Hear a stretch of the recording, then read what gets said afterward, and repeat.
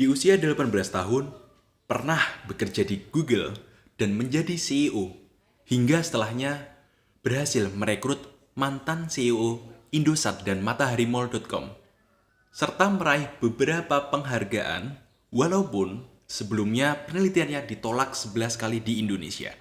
Anda penasaran dan ingin mendapatkan insight menarik dari sosok tersebut? Perkenalkan, saya Muhammad Firdaus Arido, mahasiswa manajemen Fakultas Ekonomika dan Bisnis Universitas Gadjah Mada. Mari, tonton video ini untuk belajar perseverance dari Christopher Farrell Milenio Kusuma, pemuda asal Yogyakarta. Christopher Farrell Milenio Kusuma, atau biasa dipanggil Mas Farrell, merupakan mahasiswa UGM tahun 2018. Beliau sempat mengenyam pendidikan di UGM pada tahun 2018. Walaupun setelahnya beliau memutuskan untuk bisa berdikari membangun perusahaan teknologinya sendiri bernama PT Milenio Amerta Data. Namun, beliau juga mendapatkan letter of acceptance dari Stanford University di tahun 2020. Dan tetapi pada akhirnya beliau memutuskan untuk melanjutkan pendidikan MBA-nya di University of York atas undangan dari University of York itu sendiri di program tersebut. Gimana? Cukup menarik bukan background dari Mas Farrell ini? Selanjutnya, mari kita belajar dan simak bersama pengalaman dari Mas Farrell di leadership. Pada bagian ini saya akan menjelaskan beberapa catatan saya dari hasil beberapa wawancara saya dengan beliau di satu semester sebelumnya. Pada salah satu interview saya, beliau menjelaskan bahwa bagaimana cara leaders untuk memberikan dampak positif terhadap subordinate-nya adalah selalu bisa mengingatkan tentang purpose atau alasan.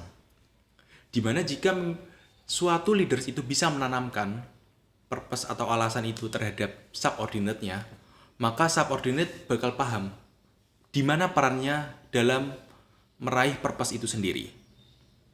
Selain itu, beliau juga mengatakan seorang leaders itu harus bisa memberikan dampak yang positif dan juga pengaruh positif dengan selalu meyakinkan atau convince subordinate-nya untuk bisa melakukan yang terbaik serta meyakinkan bahwa situasi akan baik-baik saja walaupun kenyataannya tidak.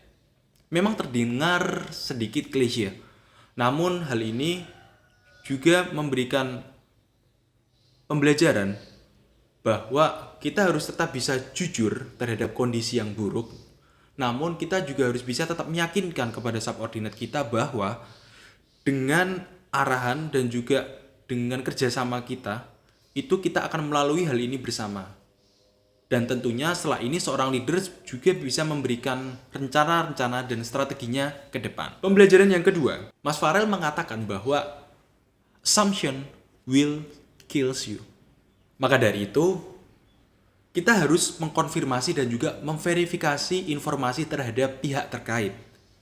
Dan alangkah lebih baiknya lagi, kita tidak pernah membuat asumsi sekalipun. Kita juga harus bisa bertanya langsung terhadap narasumbernya dengan informasi yang sejelas-jelasnya. Sehingga harapannya misunderstanding atau miskomunikasi bisa diminimalisir. Pembelajaran yang ketiga, hal ini berkaitan dengan bagaimana seorang leader bisa membangun culture dari perusahaan itu sendiri. Nah, Mas Farrell berpendapat bahwa leaders itu harus bisa define terlebih dahulu apa culture yang ingin digapai.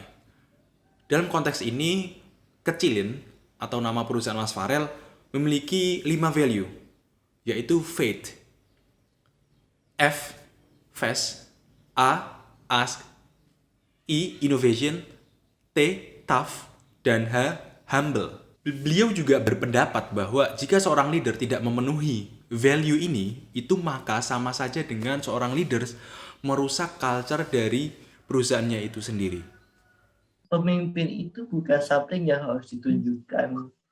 Gimana caranya tuh nggak ada caranya gitu kan. Dengan cara jadi pemimpin pun akan kelihatan sebagai ada pemimpin yang baik gitu kan.